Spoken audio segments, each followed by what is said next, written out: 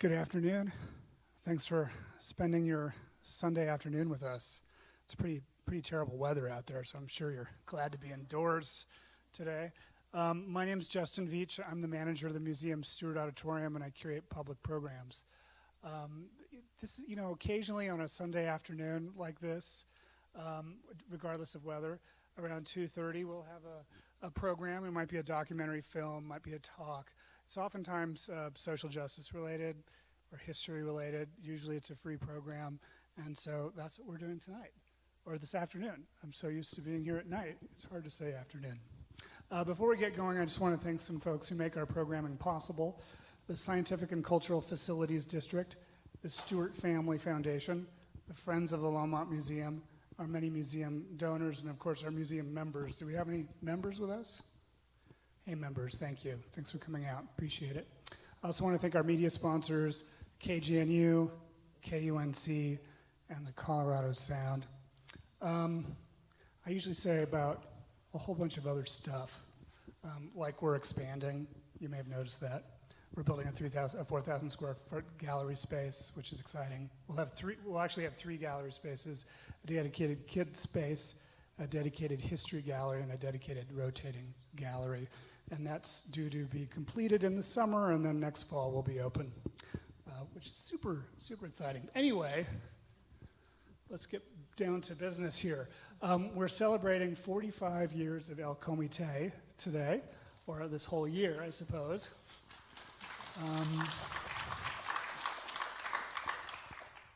And we're doing that with the executive director of El Comité, Lisa Moreno. Good afternoon. And on again, off again, longtime board member Trudy Navarro. Hello. I thought we'd start with a little bit of, if you could just tell us a little bit, Lisa, about what El Comité is today and what the mission is and what its services are like. Hi, everybody. Thanks for coming out. Great to see some friendly faces in the audience. El Comité is a social justice and human services organization. We're right on Kimbark Street between 4th and 5th downtown. And we support, educate, connect, and advocate to eliminate barriers and empower Latino and immigrant community members. And we serve people from anywhere in the county, but the vast majority of the folks we serve are reside in Longmont. Terrific. And I thought perhaps, did you have more? Do you want me to Well, go we get into what the we services, do? Sure, the different services you provide, I think would be great. I can keep talking, yeah. So basically we do four things. We provide what we call case management services, but it's really helping people solve any problem they come in our door with. So it ranges from people who have government forms that they need help filling out. Maybe they want an ITIN, or they need to renew or get a driver's license. People who want to get married. We've had a ton of people married in El Comité. Sometimes we help people find the attorneys they need to get a divorce, or simply fill out the paperwork if they want to do it for themselves. We have people who either need to set up their child support payments, or they're not getting the child support payments that they should be receiving, so we help them connect with the county to get that figured out. We have people who maybe want to clear a warrant or pay tickets and they don't know how to do it. We have a lot of people who come in who've done work for somebody, and their person they did the work for hasn't paid them. So people who are owed thousands and thousands of dollars, which we call wage theft. So that's a significant portion of our work, and the majority of the wage theft cases are here in Longmont for Boulder County. So literally, but sometimes there's wacky things. So we had somebody come in once who had solar panels put on the top of his house, and he was still paying the loan for the solar panels, but he didn't understand why he was paying $350 a month in utilities. And he came in with his wife, and his wife looked like she wanted to cut his throat. She was so angry at him.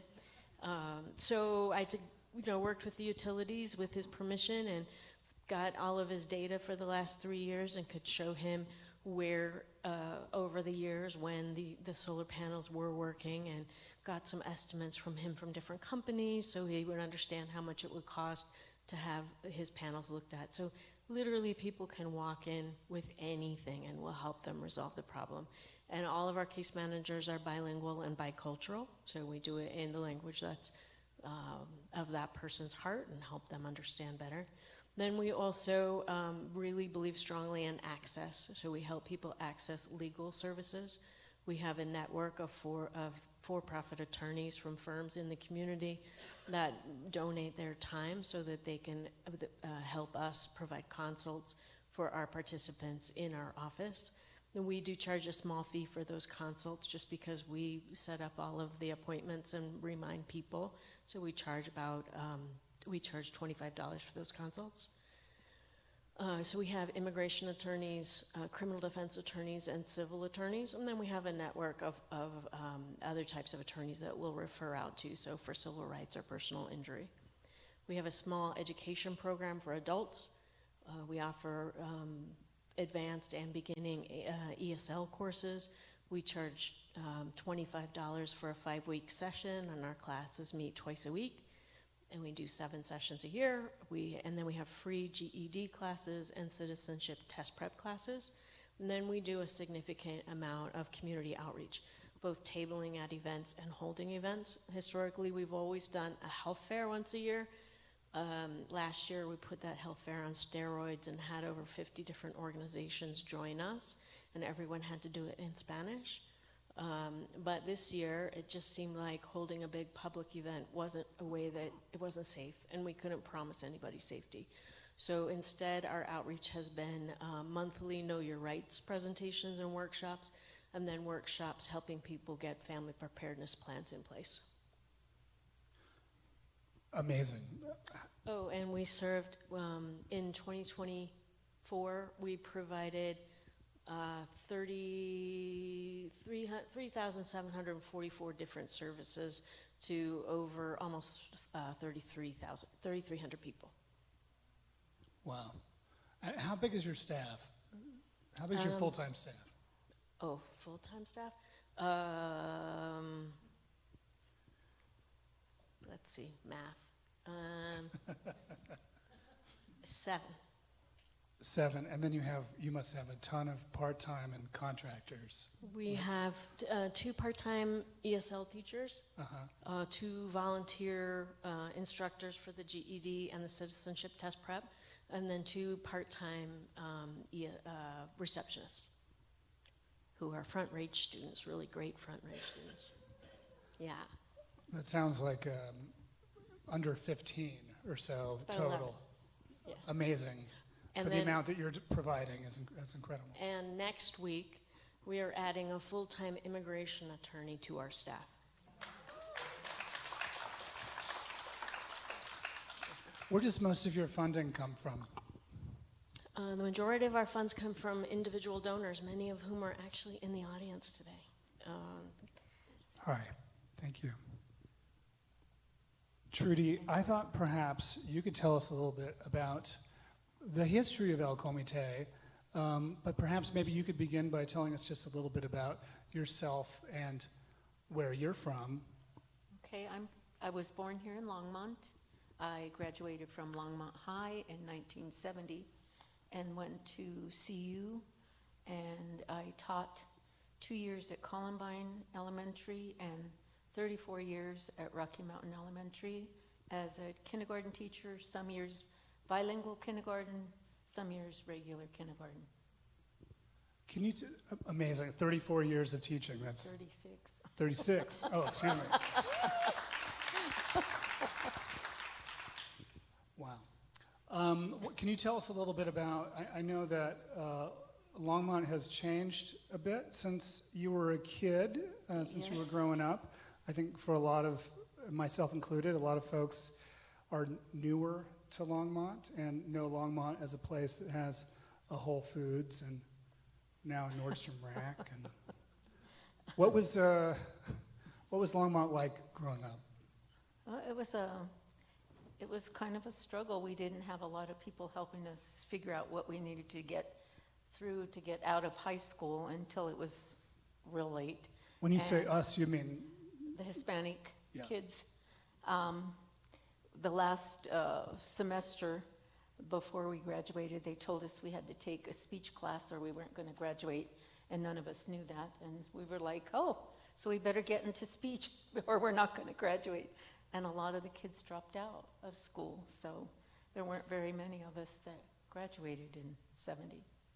That should have. what did a kid do, what did a high school dropout do in Longmont? A lot of the boys went to the service, and the Mm. girls found jobs. And that was sort of Vietnam era, Yeah, it was. yeah. Yep. And a lot of those young folks probably didn't come back, or some didn't come back, Nope. yeah. Yeah. Can you tell us a little bit more about just the kind of culture here in Longmont and Boulder County and what it was like as a young person? Well, it was kind of tough getting jobs. People weren't ready to hire Hispanic people, giving us a chance, but they did eventually and got better. But Especially if they went to see you. So how many, were there very many Latinos and Latinas at CU Boulder when you were there? They had an UMAS program, and they recruited people to go to school. And when I started, there were 350 that started in the summer program. And at the end of the summer program, I think there was 175 of us that continued on. And that drop, that 50% drop there, that was due to just kind of discomfort with Yes. being at CU? Yep. Feeling unwelcome? Unwelcomed. It was tough. And what inspired you to become a teacher? Did it have anything to do with your experience as a Oh, my young dad- person in high school? My dad said, "You're going to school if it kills me." And he said, "If you can come back after you've gone to the summer program and tell me 3 really good reasons, and they have to be good, why you can't go on, I'll listen. Other than that, you're going to be there." And he took me, and I cried and cried and cried. "Don't leave me here." And he said, you're going to do this." So I did.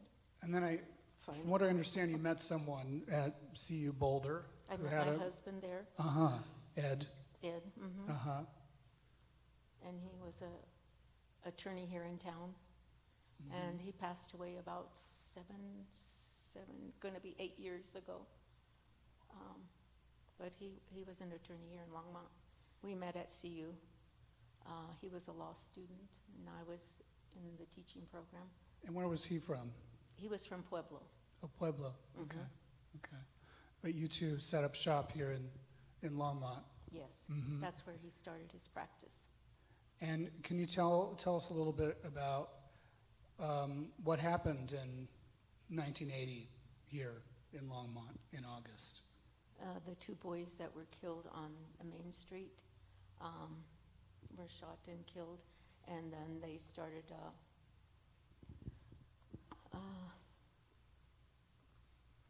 let's see, that's how El Comité kind of started. in Yes, the that very was the beginning. birth, The birth of El El Comité. Comité, yes. And my husband helped get it started. He was part of it, and Martha Moreno, and there was Vic a Vela.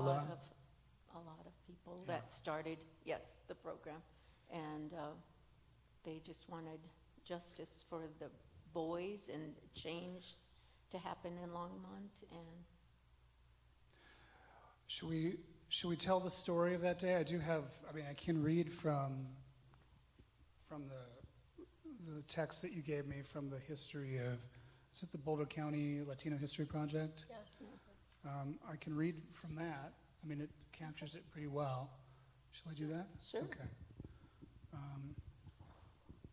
A tragic set of quick decisions by a rookie Anglo policeman led to the death of 2 young Latinos in Longmont in 1980. Late in the evening of August 14th, an officer named John Davis stopped a car on Main Street for a minor infraction. A second policeman, 22-year-old Glenn Herner, who had been in the force for only 3 months, was driving by at the time. When he heard the driver arguing with Davis, he pulled his car up behind Davis's. At that point, a Monte Carlo drove slowly past them, filled with young people who had left a wedding reception to get more ice for the party. The driver and 3 of the passengers were Latino. The other person in the front seat was Anglo. He leaned out of the window and shouted at the policeman, "Expletive, you pigs." Herner got in his car and set off after them, followed by Davis. When Herner stopped the Monte Carlo in a parking lot near 11th Avenue and Main Street, the driver offered his identification. Herner was only interested in the man who had shouted at him. "I want you with the big mouth," he said, pointing to the blonde passenger. The latter got out of the car, but when he realized that Herner was going to issue him a ticket for harassment, he refused to show his ID and tried to leave the scene. Both Herner and Davis, who had now arrived, struggled to subdue him. The driver of the car and one of the passengers left the scene. But 2 of the men, both aged 21, stayed there to help their friend. Jeff Beaver Cordova, who had recently finished serving in the Army, and Juan Luis Garcia. In the fight that followed, Herner pulled his gun and shot Garcia in the chest, apparently because he thought the flashlight Garcia was holding was a weapon. Shortly afterwards, Davis fired a shot into the air. Cordova began to run across Main Street. Herner, who did not see who fired the second shot, thought that Cordova had wounded Davis and was fleeing with his gun. He therefore took aim across the hood of his cruiser and shot Cordova in the back. Garcia died immediately, and Cordova died in the hospital a few hours later. Neither Cordova nor Garcia was armed. So that's the incident. That's what happened. Did you know these? Did you know these 2 young men? Did I? Yes, You did know them? I did know them. Yeah. And their families. Yeah. And can you tell us just a little bit, as you remember it, what the kind of immediate, the following week was like, or the following couple weeks? Or? Gosh, it was awful. It was sad, and it was just, that's how the community came together to change things in Longmont that they saw happen, and it's just awful for the families. Just Yes, please. awful. From what I understand, there were, the community came together Yes, they at did. the Catholic Church at St. Yes. John's. Yes. And there was a decision made that they wanted change, Exactly. that they didn't want the young men to die in vain, that they wanted to make the community, and particularly the relationship for the community with the police, to be more just. Would you say, what was it like, Trudy, growing up here with this, in terms of, like, did you feel welcome in Longmont? Were people afraid of the police? We didn't get to go out much, but when we did, it was just kind of scary. But now it's a lot better. It's changed over the years. So the people who came out of those groups that met in the basement of the church, somehow about 8 people stepped up, and they began to lead the work of bringing in the city, both the city manager and the chief of police, to talk to the community. They invited in and I don't even know how this happened, they invited in somebody from the U.S. Department of Justice Division of Community Services, which doesn't exist anymore. And their job was, that division was to go around the country and help negotiate solutions to different social problems that otherwise would end up in court in some way or another, or might end up as riot type situations. So the man from the Department of Justice was actually lived in Denver, and he came up and he worked with El Comité, really worked with the community, and he said, you 8 people who have stood up to navigate the situation, you need to become an organization. And so they established El Comité. And the reason that he told them that, according to his notes and memories of the time, was that it helped actually have a center for building power and holding the power of the community, and having an actual entity that could be negotiated with between the city and the community. It also freed up the families then to sue the city civilly, and can kind of separate the two needs of the family suing the city and then going for structural change. And that was Leo Cardenas with the DOJ, Yes. I believe, right?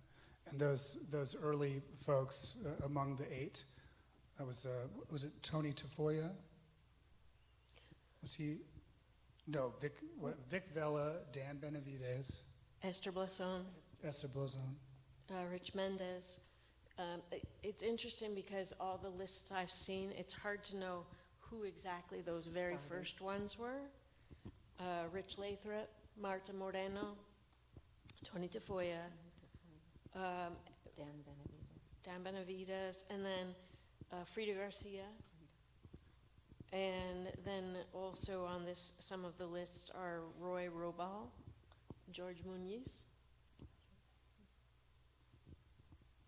And it wasn't until the they had actually made some demands, these folks, of the city, Yeah. but they weren't actually taken seriously until the DOJ got involved. Is that right? Well, I don't know the answer to that. Yeah, okay.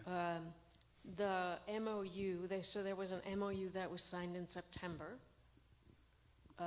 with the city, and the demands that they had asked for were the creation of a ride-along program so that the community and the police could do something together, and there was accountability and people could see what the police do. A hotline program and an ombudsman for grievances. And a polygraph program that would be involved in verifying claims of police misconduct. An assessment of the department done by a third party, and an ombudsman. And those things were included in the MOU that was signed in September with El Comité. And that was, now I can't remember who else signed it. I know Vic Vela was the first name on that MOU. Then there was a event in November, so 2 months later, the city council approved that the city would pay the legal fees for the police officer. And at that point, the community protested and had a petition of thousands of signatures and 150 people that marched in a candlelight vigil from the church to town hall.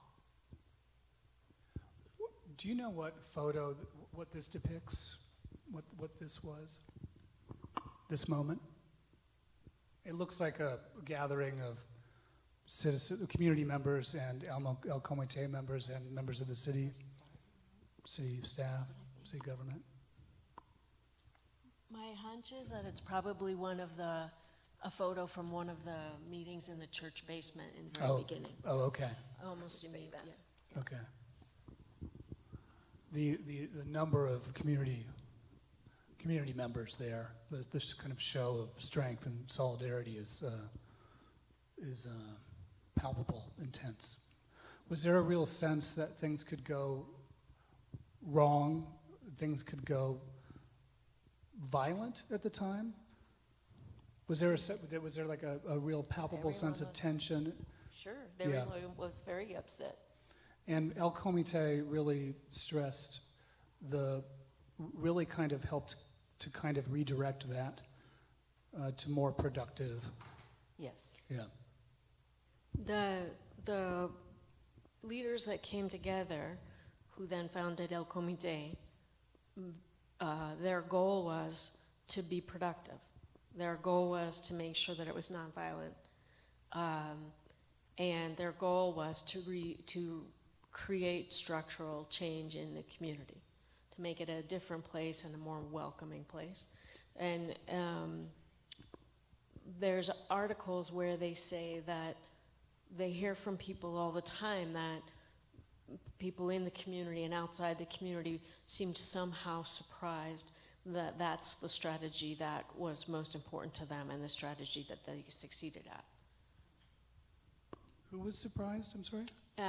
Other people in the community and folks outside of Longmont and outside of Colorado who had their eyes on the whole event. They were surprised that cooler heads prevailed or something? Huh, okay. Like there was an part of the statements in the articles from those leaders was they expressed a sense that people expected them, because they were Latino, to cause trouble, to get in fights, to end up in riots, rather than cooler heads. Earlier this year, I think it was this year, maybe it was last year. No, earlier this year, I had a conversation with a number of the remaining founders, and they said they really reflected on how smart everybody was in that group of 8, and how each one of them really brought different skills to that period of time. And it's kind of a fascinating thing to think about when so many of them were just really young, just coming out of college, and that they were, not that people weren't smart before, but this was a beginning of this of normalizing, moving beyond in your education, and your father threatening you that you weren't going to college. I mean, this is part of where people met each other, and it was those people who led this. And was do you have a sense of how quickly things changed? Was there a sense of like that the city and the police department, when did the shift really begin to take place? When did the tone start to shift? Do you have a sense of that, Trudy? When did things start to feel like they improved? No, my husband was the one that did a lot. My husband was the one that did a lot of the going to the meetings and being there, but I don't know. It took. Can you think at all about at what point it might have felt different for you and your kids to be out in the community? Oh gosh.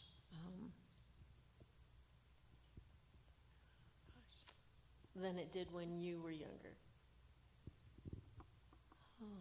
Super gradual, right? Oh yeah, it was. I think that one of the things that the advice of the Department of Justice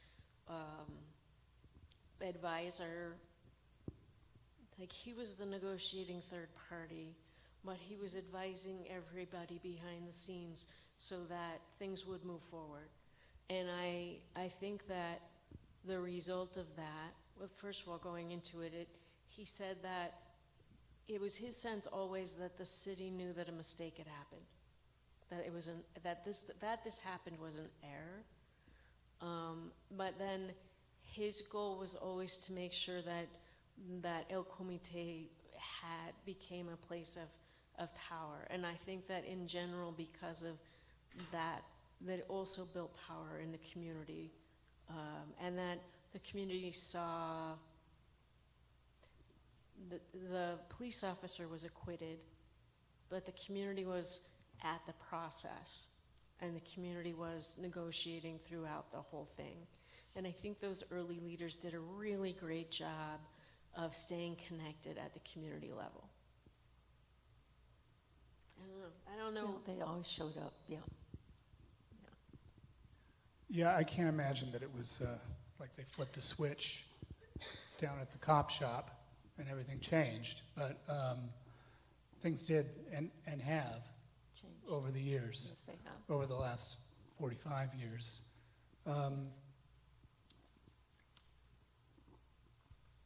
Do you want to talk about some kind of some big moments over the last 45 years in terms of the history of El Comité, or you guys have been doing it all these years and providing all this support and supporting all these folks. And Trudy, I know you've been involved. You've been on the board multiple times over the years. You've had a couple stints. This is the first time that I've been on the board. Oh. When I started this stint. Mhm. But my husband was always involved. And a lot of times I'd go with him wherever they had events and things to do in the community. I was there. Tell us a little bit, can you tell us a little bit about how the community embraced El Comité and how it's grown over the years a little bit? How it's become part of the fabric of life here for a lot of Latino families? Well, they do celebrate the beginning, and every year they've had a celebration commemorating the event that happened and how it got started, and they have a celebration of El Comité when it started, and every year that it's been, they've had a celebration for the community. They've had it at the El Comité building, they had it in parks, they've had different things in the community that they would celebrate the So there's an years of annual commemoration of the day. yes. What happens on that day? Or how has that been marked in the past? I don't know, they just say, come to the celebration they were having, and people would come. They'd have it, all the community that wanted to come came. The presidents that El Comité had would show up, and the board members and community people, and that was, And you'd remember the boys who were shot? I knew who they were, yes. No, I mean, and they would be remembered at the event? Yes, they would be remembered Yeah. at the event, and their families, Yeah. yes. And you would still do that today, to this day, or? We do not do it annually now. Yeah.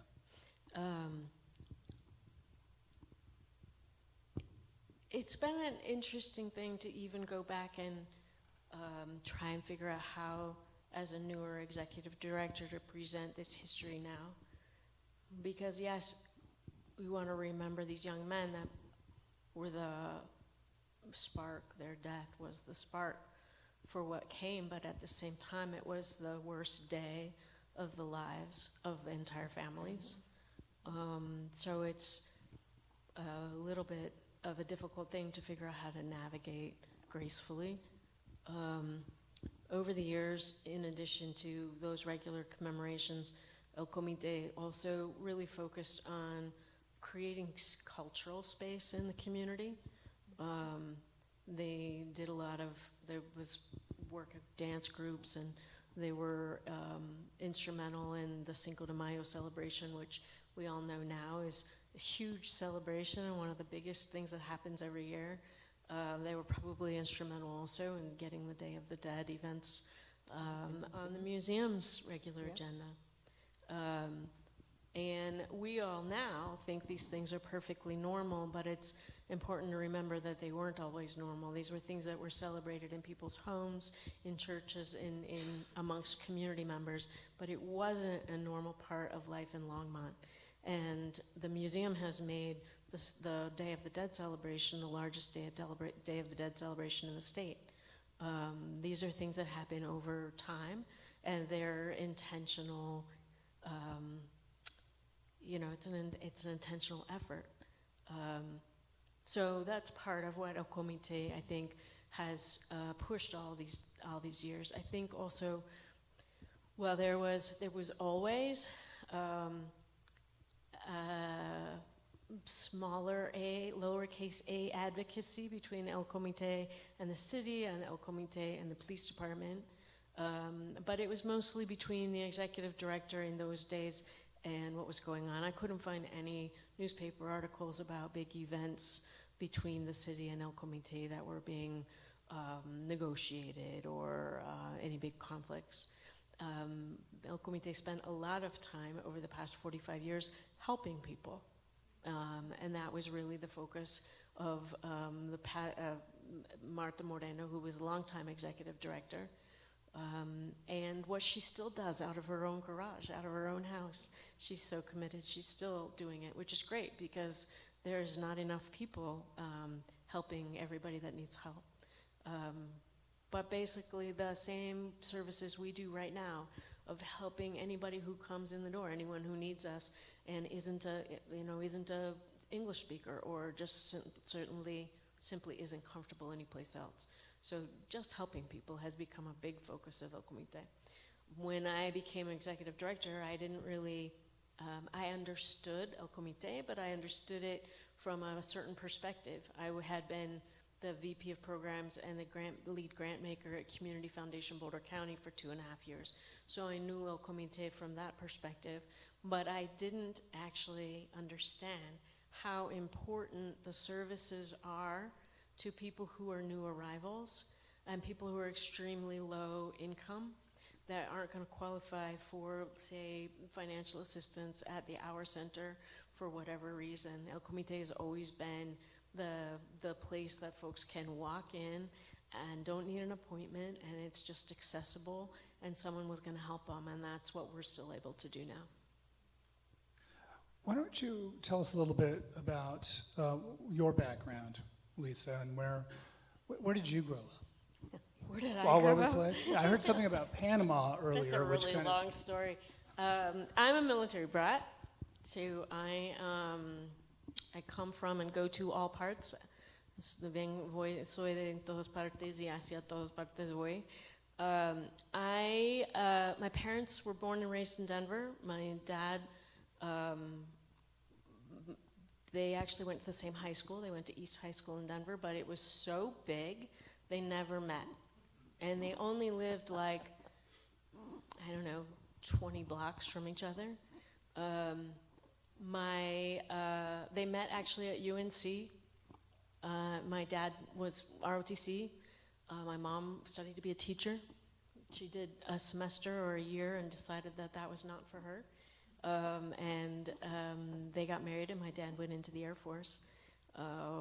We went from Arkansas, which my dad's first station, back to UNC, where he got his master's, to Fort Collins, where he taught ROTC. Then we moved to Panama when I was 9, and Panama was the first place that made sense to me culturally. I loved Fort Collins, don't get me wrong, but Panama was a place where everybody looked just like me, and I didn't speak the language, but nobody cared, and they were the most loving people, and I was in heaven. I was a kid, and I did get to have a monkey as a pet, so all those things helped. But then when I was 14, the military sent us to Alaska. So I went to high school in Anchorage, Alaska. I vowed I was leaving and never coming back, and at 18 I went to DC, to Georgetown School of Foreign Service, and I graduated after a stint in Central America teaching, where I decided it was also a really, really hard job that I was not cut out for. And I ended up on Capitol Hill working for U.S. Rep. Pat Schroeder for 7 years. Yeah, it was fun. She was amazing. And you were instrumental in writing the, Yes, I wrote the first Violence Against Women Act, and I put the provisions for battered immigrant women into the bill. A friend who worked for a local legal services, Ayuda, if anyone is from knows DC, she and I wrote them. She wrote them with her partners and then gave them to me, and I put them in the bill. I staffed the bill on the floor twice because we passed it freestanding, and then we had to amend it to the crime bill. I also wrote the legislation and staffed it through the process to open combat jobs for women. and that was early 90s? Yeah. Early 90s. Yeah. And then you came back to Colorado, and Yeah, you worked for the county here for a while, I think? Didn't know what to do with myself after Schroeder retired because I thought all offices on Capitol Hill were just like hers, and boy, was I wrong. I found out very fast that was not true. And I ended up lobbying nonprofit issues for another 7 years, and I really just never loved it. But I had a great network of people there, and I loved being there. But I just kept feeling like something wasn't right. And I remember looking out my window one day and thinking, there's no mountains here. And I'd been waiting 20 years for those damn mountains, and it was time to go. And I had a therapist at the time who said to me, I said, I'm going to go home. And she said, do you even know where home is? And I said, no, but I'm going to start in the Rockies. So I picked up with not much of a plan, and I moved back to Colorado. But because I had no plan, I moved to Crested Butte, which if anyone knows anything about Crested Butte, they say if you want to be a millionaire in Crested Butte, you come with $2 million. So very quickly, I ended up in Boulder, and I made the decision I was never going to do policy again. So I worked construction and landscape, and I sold climbing equipment for a little while. I worked at University Bikes. And then I got tired of it, ended up running campaigns, moved back to Carbondale, moved across to the West Slope to Carbondale, and then back to Alaska, got a master's in social work, worked with Alaska Native people for 8 years, and then came back in 2018 and ended up at the Community Foundation Boulder County, and then a year and a half with community services, the county community services, where I wrote the behavioral health roadmap and co-led that process with a colleague. I feel like she's qualified. It's a really long story, all that Yeah, weird stuff. I think if we had been the board, and maybe there are board members here, but I think we would have hired you, probably. I always felt that my whole resume was just one big squiggly career, but this job actually takes all of those experiences every day, and I still daily run into things that I just don't know how to do. So, walking into the job, you definitely had some knowledge of El Comité from your background working with the county. Did you have some dreams, some goals, some aspirations, some things you were hoping to accomplish as you moved into the job? Yeah, I thought the job was a nonprofit turnaround job. My goal was to stabilize the organization so it could keep doing the services that it's always done, but do them better and have the stability for some long-term planning. And then what happened? Well, an election happened. Yeah. We actually ended 24 with a significant surplus for the first time in the history of the organization, which was really exciting, with the help of many of you in the audience. When I came on, one of the first investments I made was investing in a consultant who could really help us tell me how to build an individual donor base. And that's what we've built all of the success of the organization off of. When the election happened, there were a lot of organizations immediately, really important organizations, for example, like the Rocky Mountain Immigrant Advocacy Network, that began to immediately lose federal funds.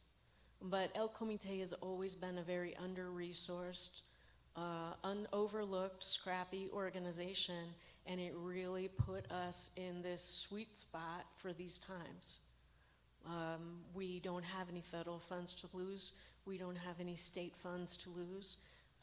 We're just local. We have city funds and we have county funds, and then we have individual donor funds, and we have a little bit of foundation money. So everything we have been able to build is with the community around us, and it just gives a whole lot more freedom in this political environment to navigate. Now, they may eventually also come after us, but it's going to take a while.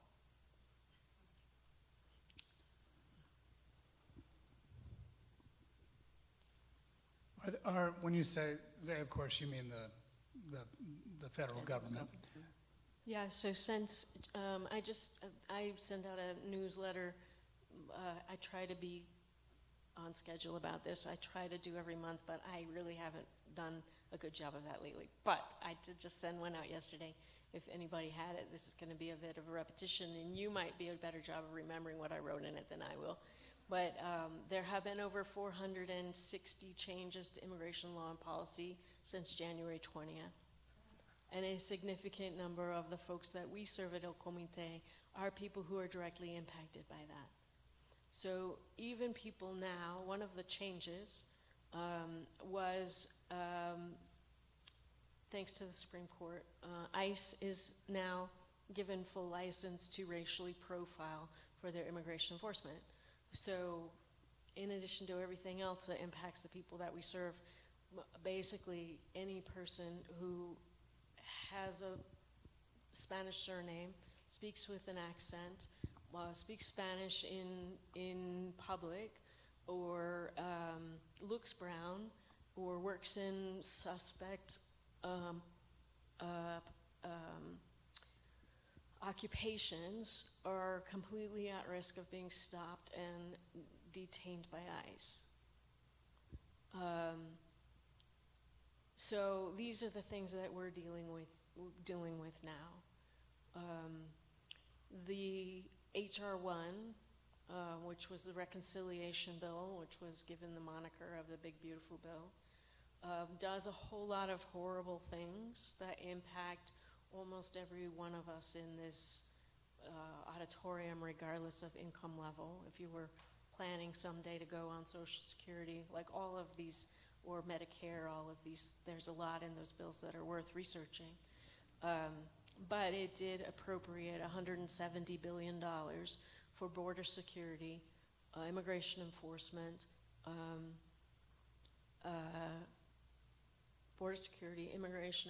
detention, and deportation.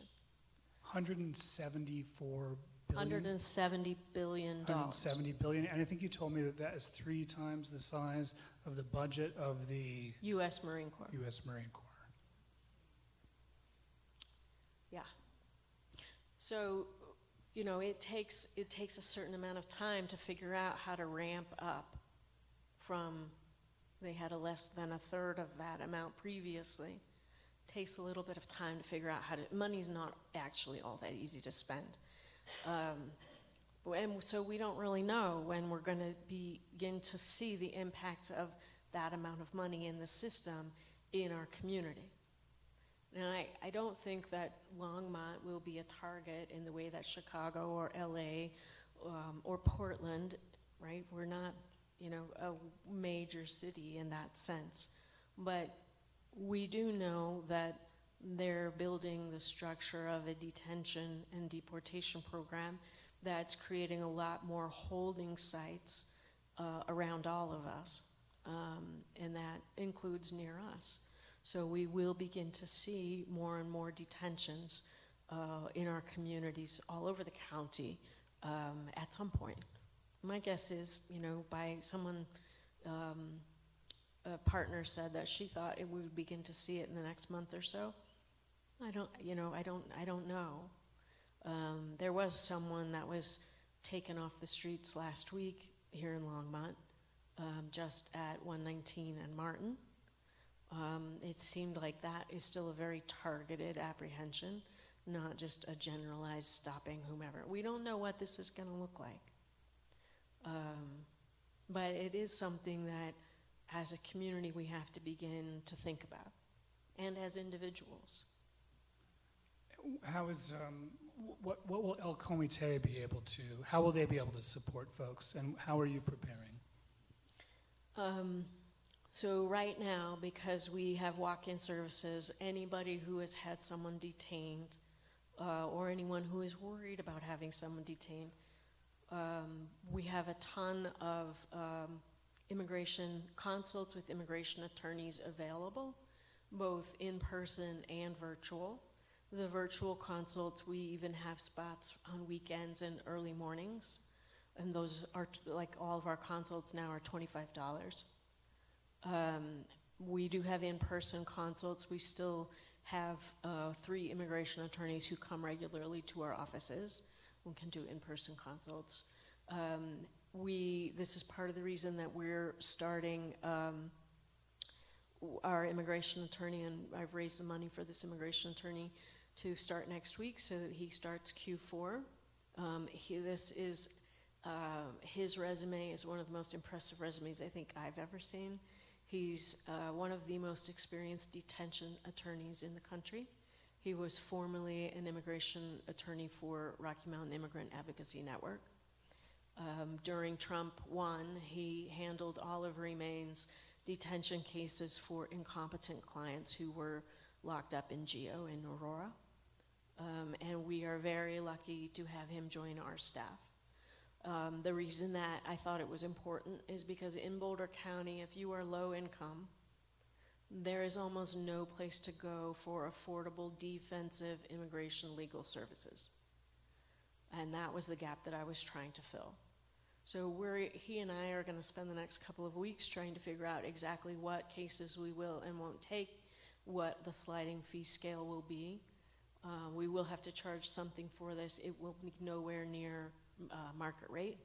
Market rate is pretty much about $10,000 to start, so we will be nowhere near that. Our goal is to serve the folks who are our participants, who are very low income and have no place else to go.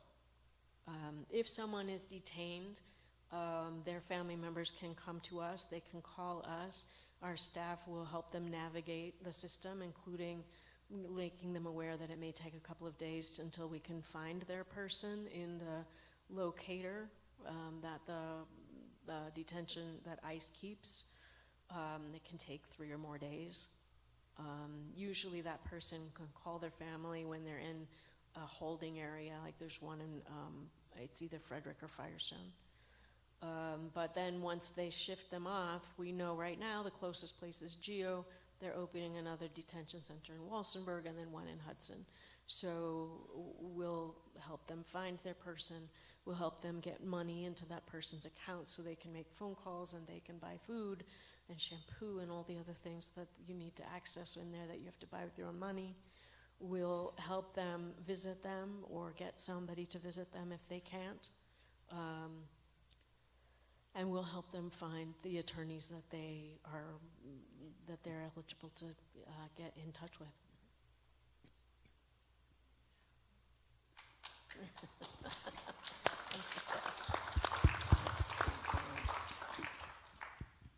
Are there other organizations out there like El Comité that are preparing similarly in the region? The only other place that has existed over the long term for low-income folks for defensive immigration services is the CU Law School's Immigration Defense Clinic. It's run by Violetta Chapin, who's amazing, but it's also staffed by students. Previously, it was only open during the school year. They just added another attorney to their staff, so now it'll be open year-round. CU is footing the bill for that expansion. It's still probably going to be a fairly small program, and they take cases from across the state. So I'm glad to see that it's growing, and it may not necessarily be, I don't think it's enough for the 3,000 people that we serve.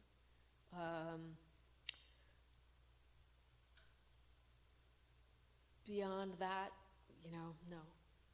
Are there ways that perhaps cities and counties can be preparing? Well, I will say the city and the county have all invested in our project to hire this attorney. I know that some of those funds we can absolutely count on for next year.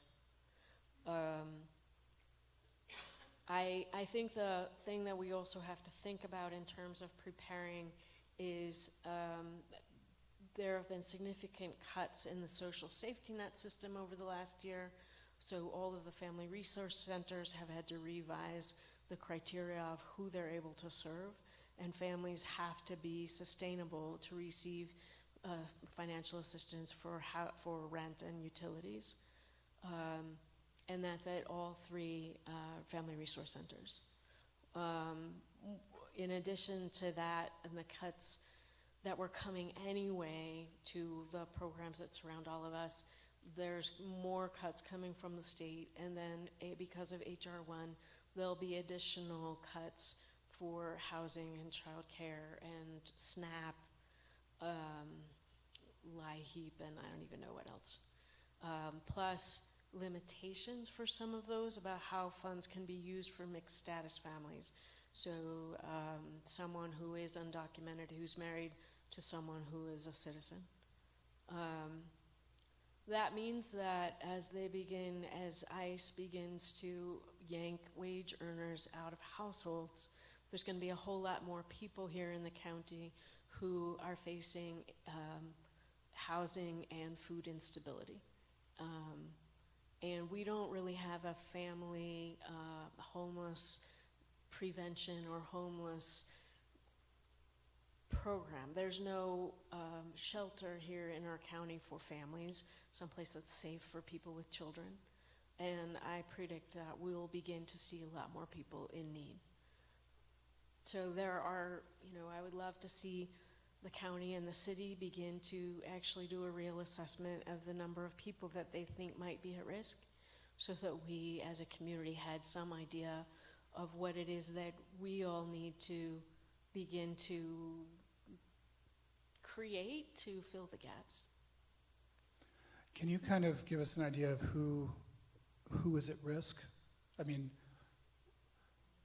undocumented members of our community. So when the administration began talking about immigration and immigration enforcement, they said over and over again that they were really just trying to get rid of the worst of the worst.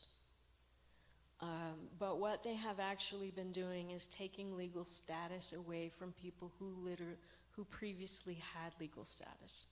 So they've ended temporary protection programs for people who were here legally, people who had sponsors, people who were not in any way reliant on the safety net, people who had work permits and all had jobs. They eliminated parole programs, which were programs that gave people from certain countries, again, work permits and had built-in supports for them that weren't on the public dole. Those programs alone were millions and millions of people whose legal status has been removed from them. Another thing that they have been doing is folks who have asylum cases pending. Often what happens is people will present at the border or come across the border and say they want asylum. And then the way the system works is that they're given a court date and maybe a monitor, or they have to check in someplace.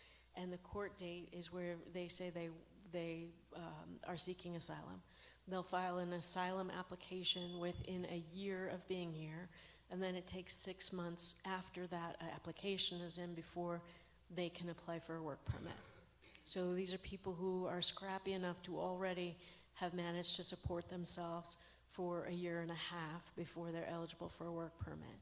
And then because there's so few immigration judges, then the next court date, they make sure they have all their paperwork in to date, and then the judge will give them a court date at which they'll argue the merits of their immigration case, of their asylum case.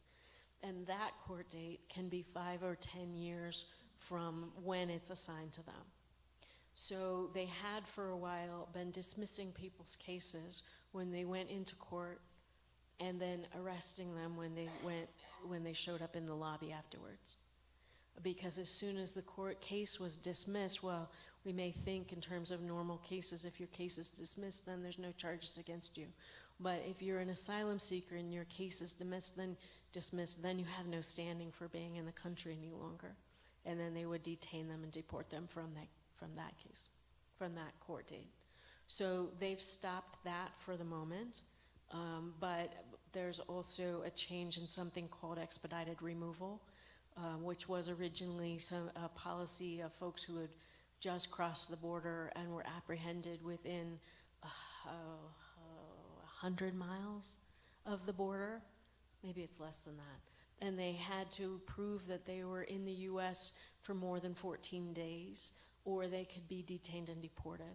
Well, they expanded that area from close to the border to the entire country, and that people have to prove that they've been here for 2 years, or they can be detained and deported.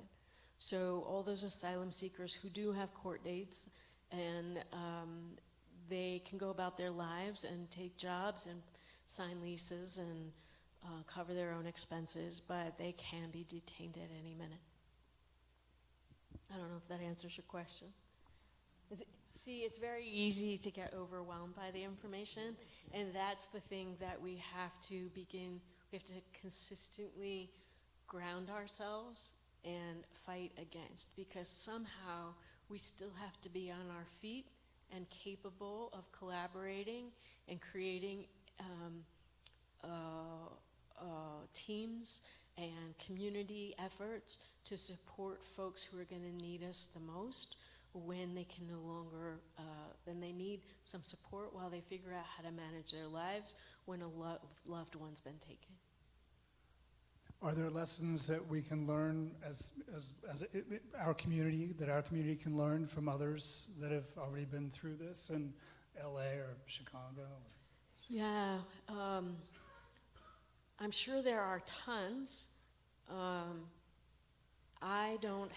So from what I'm hearing from partners who are connected to those communities, the thing that seems to be working the most in those communities is micro-organizing, so organizing at the neighborhood level.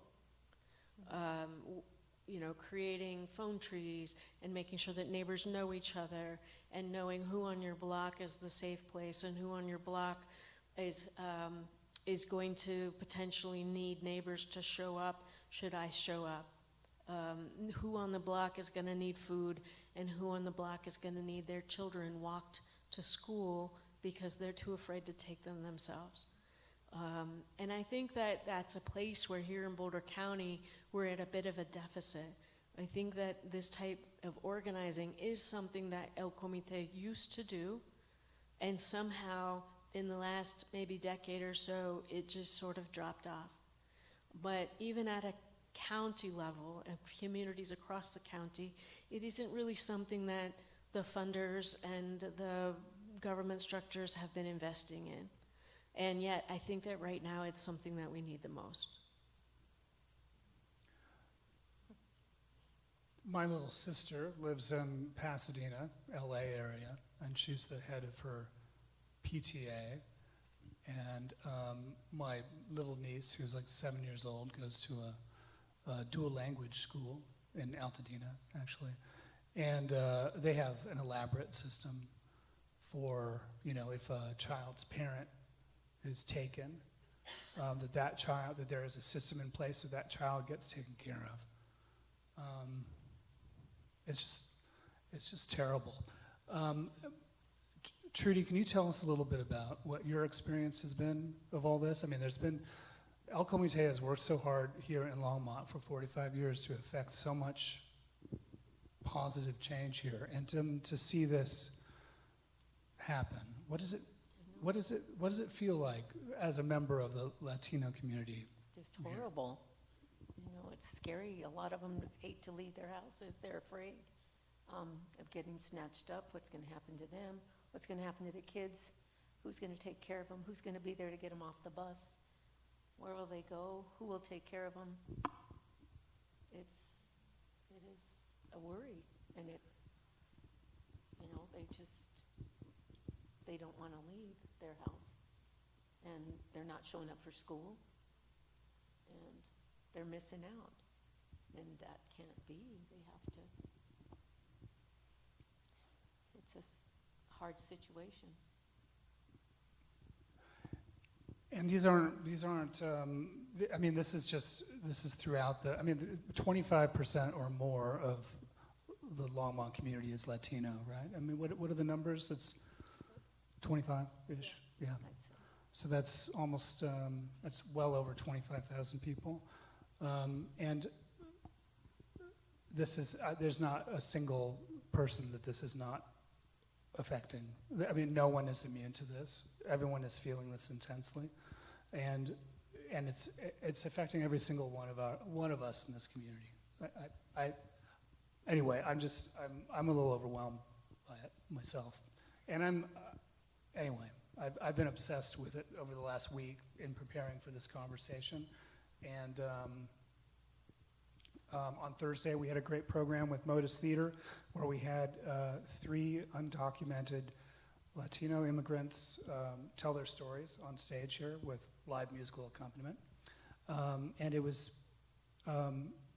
super moving and super impactful. And I'm just floored by the damage that this is doing to our community. And I just want to thank El Comité for its continued work on behalf of the Latino and immigrant population in Longmont, but also just on behalf of the people of Longmont and our community.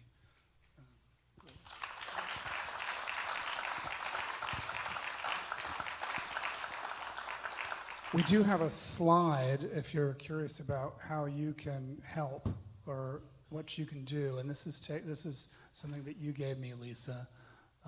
So take a picture of it, or I think there's probably other ways to support and get involved in addition to this or outside of this. Lisa, I don't know. Do you have any? I imagine that is going to be a question from folks: is how can they support? So I think that it's an opportunity.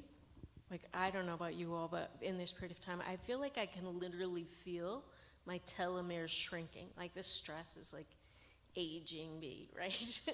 But I think it's happening to all of us, white or brown. I think that it's an opportunity to really think about what is each of our own values, and when this is all said and done, what do we want to say that we were able to do to live out those values in this time? I think it's a time for us as a community to think about and make some decisions about what kind of community we are and who we want to be. So there are a lot of different things that have to be knit together in the community, efforts that need to be a little bit closer together perhaps than they are, ideally in a way that I'm not the center of it all, so that it's a little more decentralized. There's an immigrant protection team or 2 in Boulder. I think we need an immigrant protection team here in Longmont.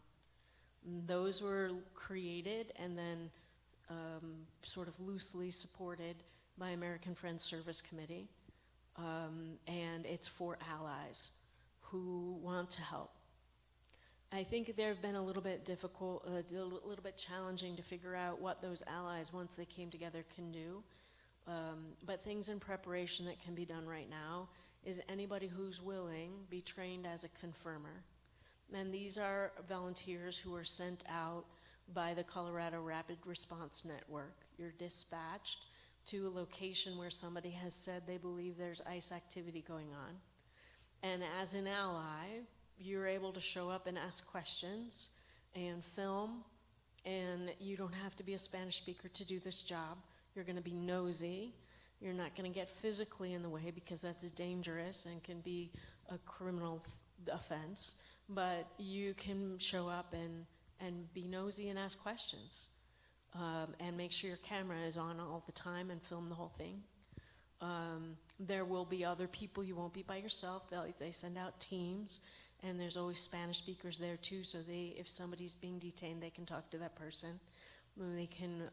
You would be a part of telling people around the event what their rights are, what they don't have to say to anybody, and what they don't have to respond to. So it's a really, really important job. So if that's something you're interested in, you can sign up for that at American Friends Service Committee off their website. You could also let us know at El Comité, and we can pass your name along. There's a group of confirmers that plan trainings locally. The immigrant protection teams have been training people to accompany folks to court and to ICE check-ins. That is a place that's, it's often super anxiety creating and scary for people if they have to go to court alone or to ICE check-ins alone. The check-ins in particular are often places where people are detained.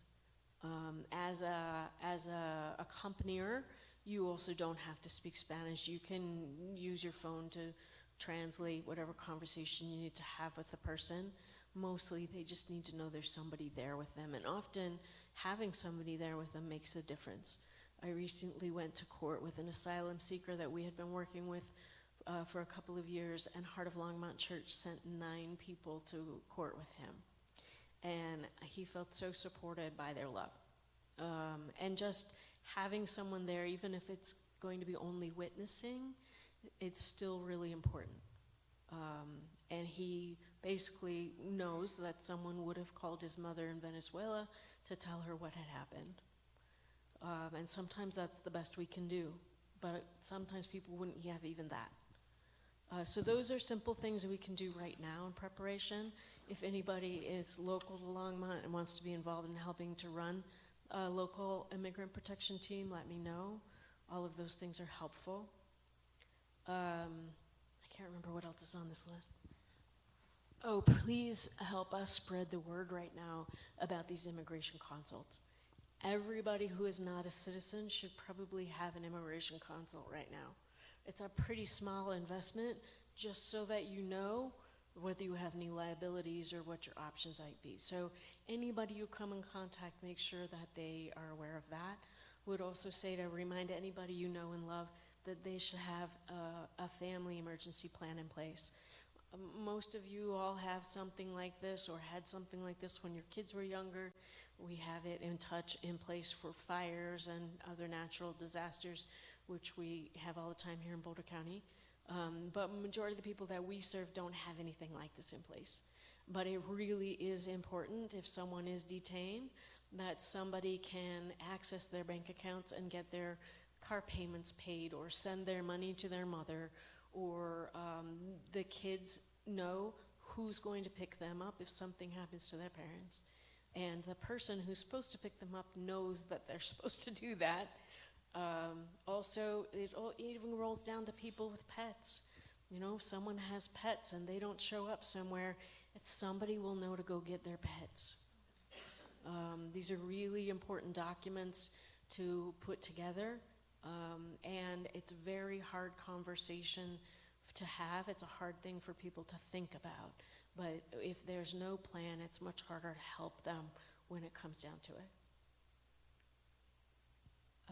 Finally, know your rights. You know, I know that it seems like ICE is just going to lie and they're going to do what they want, but if they have an attorney, having their rights violated gives the attorney a place to hook a case onto.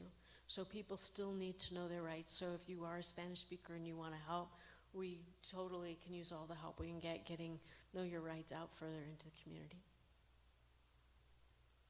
So there'll be more opportunities in the future, but for right now, these are the basics that we could use everyone's help with. Thanks, Lisa.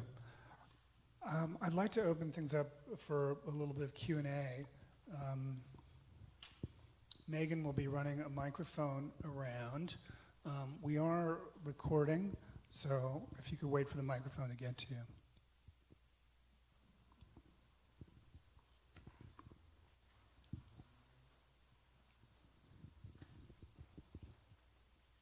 Thank you. Hi, my name is Amy Weinstein. I'm going to turn to our elected official sitting next to me, Katie. I think that we need to ask our state legislators to put a no mask rule in a new no mask rule law in place for ICE officials.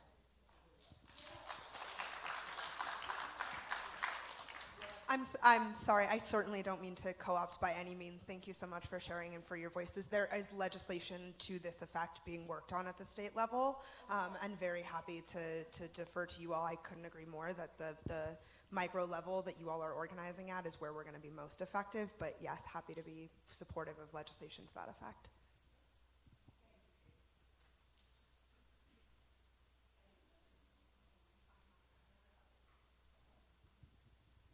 Thank you again so much just for taking the time to do this sort of thing. It's kind of odd to think about almost an inverse of the federal government coming in to help with El Comité, and now the federal government seems like the enemy against the local people. I guess I just have one question. I know it might be a bit selfish, but for those of us who don't maybe speak a lot of Spanish or might wish to be helpful and see learning Spanish as a good way of getting advanced, do you have any recommendations of like people hablo un poco español but need to learn more of like community resources for people to help bolster their Spanish, maybe with a focus towards vocabulary that would be relevant to this kind of work? I know that Heart of Longmont Church has a group that's working on Spanish, and they do a language exchange with our English learners. I think that Intercambio also has language exchanges. Senior Center, I don't know if the Senior Center Yeah, has I think the classes. library may have a program on conversational Spanish, yeah. There's also a language school somewhere on Main Street, because I know one of my staff are moonlighting there. Well, that's great. Thank you. Kind of put you on the spot.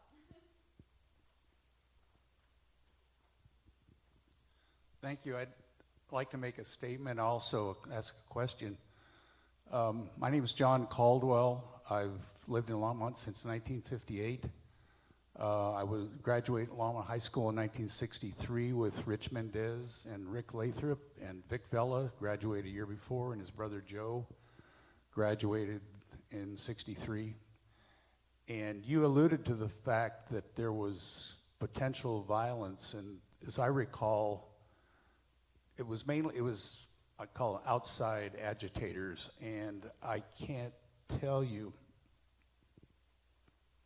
it makes me very emotional, how the leadership that El Comité and the people I've mentioned provided to avoid violence, that basically told the outsiders, leave us alone, we'll take care of this, and with the DOJ, and they did.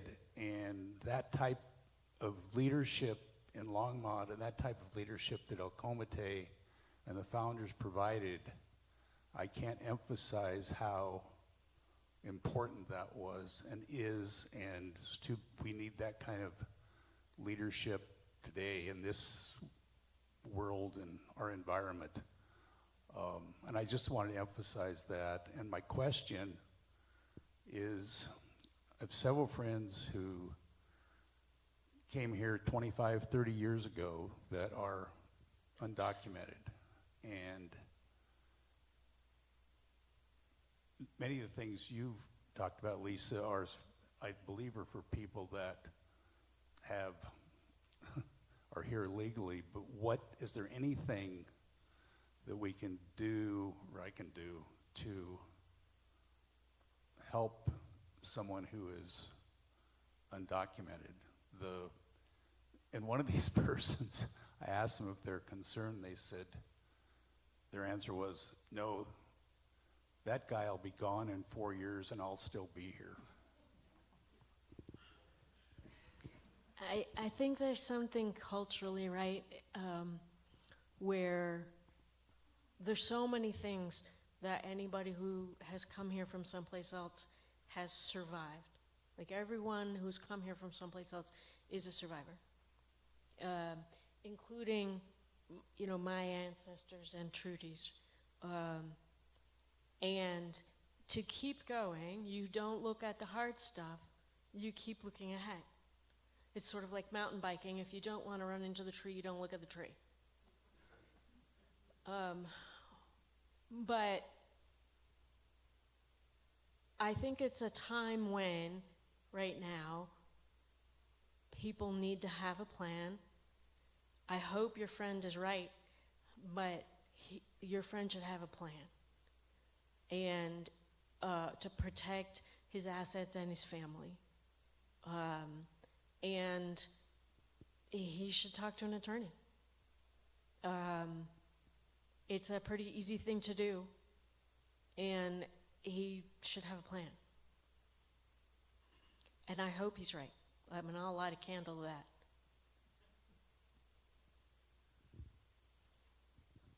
Thank you. Not a question, but a comment, and a thanks to you. I'm the daughter of Richard Mendez, one of the founders of El Comité. I'm also the niece of Rich Lathrop. Yep. And my dad has been gone for a long time. We just lost my uncle back in July. And I'm sorry. I know that my dad and Rich Lathrop and everyone involved in the initial El Comité would be so proud of the work that has continued to happen in this community. It's such important work, and I want to thank you for keeping this going and making it the amazing program that it is. And I'm sorry I'm getting so emotional, but seeing that slide with my dad and my uncle, my mom and my aunt in the back, it's emotional. Yeah. And I remember, I was just a kid back then, but I remember my life being so impacted by that because my family was so involved in trying to make things better. And thank you so much for all you're doing and the continued work that needs to happen and that will happen. And So, thank you for the continued support of your family. Thank you.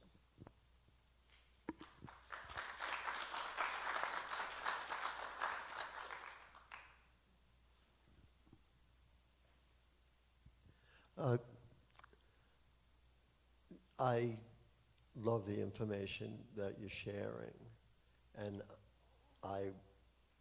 there's a lot of things that you've mentioned that we can do, and some that kind of appeal to me as something that I really would like to do. I myself, looking at this cease things, I'm a little confused, and I'm wondering how, if I want, for instance, being somebody who videos a situation, somebody who takes care of a family who they take somebody away from them. How do I zoom in on what to do? Because it's like sometimes you get so much information that you want to hear, or that I want to hear, but I'm not sure how to get that thing that I think I'm capable of dealing with and being part of. Is that a... So if I understand, let me see if I understand. How do you arrive at the thing that you can do right now that feels significant? That feels significant, that I can, instead of going, oh my goodness, look at all of this, that I can do something. Right.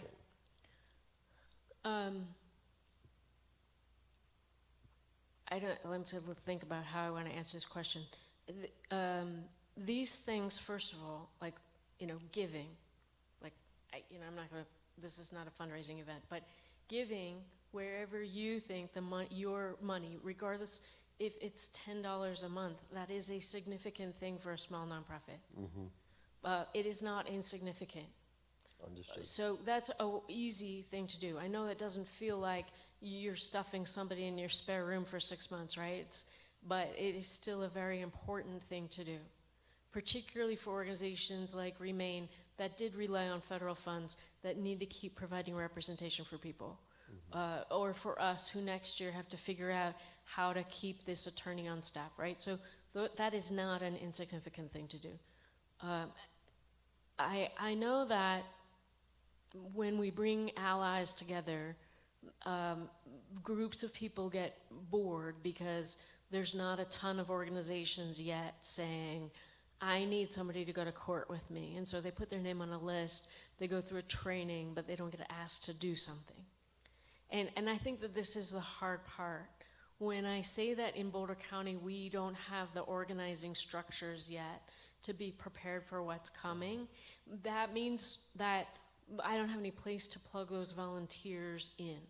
And I would say that those groups of allies, like the immigrant protection teams, can get disconnected from the actual needs on the ground. And so they go off and decide, oh, we're going to advocate and we're going to write our congressman about this and that. I would say that's a job for Indivisible or whoever of those other groups that do that. We're going to need the immigrant protection teams available to be confirmers, to accompany people, to help people restabilize, but the structures under that aren't built yet. And so I guess I'm saying you're not crazy and you're not being ungenerous to be in the space you're in. It's exactly where you should be, because we have to come together and build the things that will answer the question for you. Okay, thank you for that, thank you. Hi, Lisa. Hi, Trudy. Kat Bradley Bennett. Hi, John Caldwell. To Jana and Rich's daughter, your mom and dad were friends of mine. Your aunt and uncle were friends of mine. Your cousin Jason is my neighbor. I love your family, and Longmont is so blessed to have both the Mendez and the Lathrops around.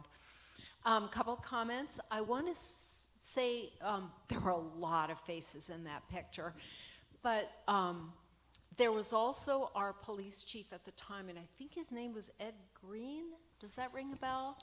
Who was really significant as well, that he was so willing to step in with El Comité and with the city to try and build this partnership. And I think that was his name, but I don't want us to lose sight of that police chief because he was remarkable, and then later on we got Mike Butler. I do have a question, Lisa, and this, so people in the audience that don't know me, I'm a former employee of El Comité. We started the ESL program there.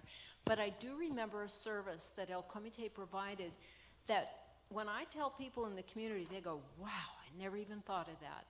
And that was partnering with the Llewellyn Funeral Home to help families get the body of a dead loved one, who may be somebody who died here, but now get that body back to their home in Mexico to be buried. That the red tape and the legalities around that are really horrendous, and it's very difficult for a lot of families to negotiate that, and that El Comité would step in as a liaison. Is that a service you still provide? We did have some cases last year like that. We haven't had any cases this year. Yeah. Okay. Thank you so much for what you do, and Trudy, it's so nice to see you. I think we have time for maybe one more. Hi there. My name is Jabe Hickey, and I do volunteer work for a food pantry here in town.